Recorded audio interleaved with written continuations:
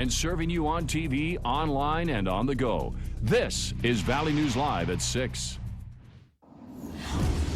We begin tonight with breaking news as a semi goes off the interstate and narrowly misses a home in South Fargo. Good evening and thanks for joining us. Authorities are still at the scene. The semi was just towed away moments ago. We're told that the driver suffered some sort of a medical condition, was taken to a local hospital by ambulance. His name has not been released.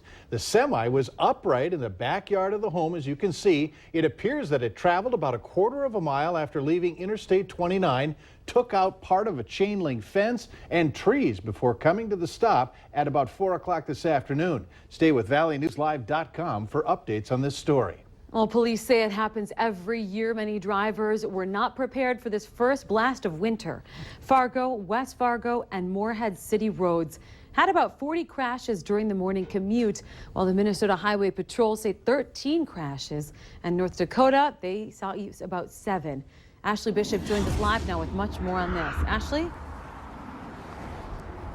The interstate and secondary roads are much better this evening than what they were this morning for your morning commute. This morning while I was out, I saw multiple people slide right through stop signs, unable to stop.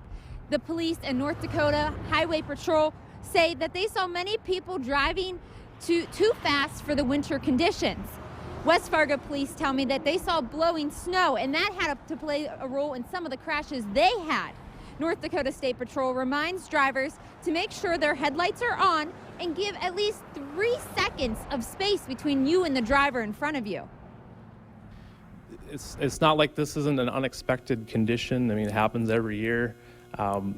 If people drive with the care that they should, these events shouldn't happen. And unfortunately, when they do happen, not only do they put themselves in danger and other motorists, but they put us in danger as well when we're out there. Another tip that drivers need to realize is they need to put the brakes on gradually, not slamming them down to try to stop yourself. That can make things worse, is what Highway Patrol say. In South Fargo, Ashley Bishop, Valley News Live. All right, Ashley, be safe. Now, despite all the accidents in the FM area, police say there were no injuries today. Frigid temperatures in the valley last night and tonight, along with those high winds. This is what conditions look like in Fargo early this morning.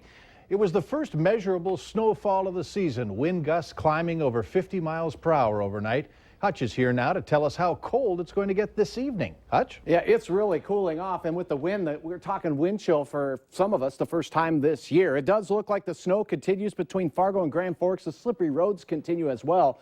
As we take you in just a little bit closer, really between the Fargo area and Moorhead area, northward on Highway 75 and through the Grand Forks and Crookston areas, continued accumulating snow there. The winds gusted to 61 miles per hour in Cooperstown. This is after midnight. Fargo almost 50 in Grand Forks, and the wind will continue. Did cause some damage. Thanks, Jenny, for sharing this. I hope everything's okay at your house there. No fun having trees snapped by the wind. We also had street conditions that were very miserable across the valley. Detroit Lakes, Red Lake Falls, and as you showed here in Fargo. Temperatures will be in the 20s with wind chills in the single digits tonight. That's above zero. Overnight, eventually this wind tapers off, the snow exits, but the real cold air moves in. I'll have details on that in a minute. And we talked about the road conditions, and I've lived here all my life, and still you hit the brakes that first time, and it startles you. Takes time to get used to it. So just slow down and give yourself extra time. That's the key. Thanks, Hutch. You're welcome. Winter made a dramatic entrance as well in the Northern Valley today. The Grand Forks Police Department reported 23 fender benders just around the city this morning. And in northwestern Minnesota, where the wind howled through most of the night, it was relatively clear this morning at about 5 a.m. But at 6, look at the conditions. The snow hit. In towns, roads quickly became compacted with snow and very icy. And many folks found themselves in the middle of a close call. Drivers need to remember those winter driving skills. Were you out this morning driving already? Yes, it was. What was it like? Fine. This is at like 5 o'clock. 5 o'clock this morning? Mm-hmm. It's not so good now. No, it's not so great. A little nervous. Welcome to winter. Now, many highways around the Northern Valley have patches of ice on them, and we all need to remember at this point to slow down. Winter has arrived. A 58-year-old man was rushed to the hospital this afternoon with a seriously injured hand.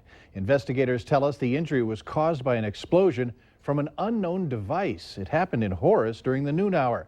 The man's name has not been released. A sergeant with the Cass County Sheriff's Department tells us it's an ongoing investigation. A man with a face mask flashed a handgun before taking off with an unknown amount of money and some merchandise from a gas station in Fargo last night. It happened just before midnight at the Phillips Travel Center. An employee was closing the store when the robber entered. Police later set up a perimeter. A canine picked up a scent for a short time, but lost it. Surveillance video from the area could provide clues. The robber is described as a white man about 5 feet 10 inches tall. Besides the face mask, he was also wearing blue jeans and a white sweatshirt. 3 men have been arrested in connection to a string of car break-ins and burglaries in South Fargo. Fargo police have posted about the incident on their Facebook page, saying Kilar Zimmel, Carter Schulke, and Noah Croker were arrested for burglary and unlawful entry into motor vehicles. The post says the crimes took place in the Rose Creek and the Oak Creek areas. Police say multiple items were stolen, including GPS units, hunting equipment, and ammunition. And some of the items were returned to owners shortly after these arrests were made. A local man served our country, and now new VA rules are keeping him from his pain medication. He has a disease where his spine has fused into one piece of bone. His legs don't work, and he's in extreme pain. Hear why he's fighting these VA rules tonight on Valley News Live, 10 at 10.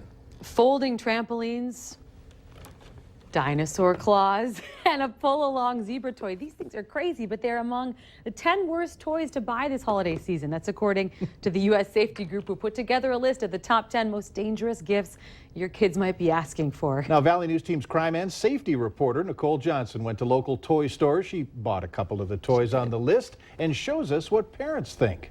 Wow, Daddy! Dustin Podvin and his 2 kids don't celebrate Christmas, but they do play with quite a few toys. I gave a Dr. playset made by Kid Connection to Lexus. You can buy it at Walmart for $5. And I gave Dustin Jr. the Jurassic World Velociraptor claws. A really hot toy this year. You can find them at almost any store. What if I told you that these 3 toys made the top 10 most dangerous toys list? Really? That's crazy.